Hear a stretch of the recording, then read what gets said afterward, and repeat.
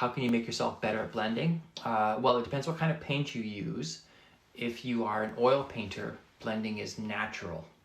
It just comes naturally to you because oil paint is meant for blending. It just happens. If you're an acrylic painter though, you will probably want to buy something called slow dry medium, and then that will decrease the drying time of your acrylic paint, and then your acrylic won't dry so quickly.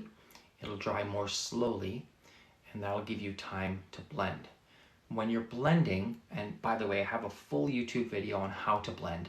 Check that out. It's Mark Liam Smith in YouTube.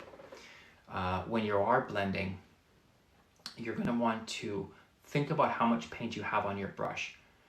So if you have your paint on the canvas already, you don't need more paint on your brush. You can go with, just get a rag or something and wipe your brush so it's pretty much no paint on it, and then very lightly back and forth. That's probably the best way. If you're having trouble blending, there's a high probability that you have too much paint either on your brush or on the canvas that you're trying to blend, and you're just moving paint around. It's a big difference between blending paint and moving paint around. So really focus on trying to figure out how much paint you're using.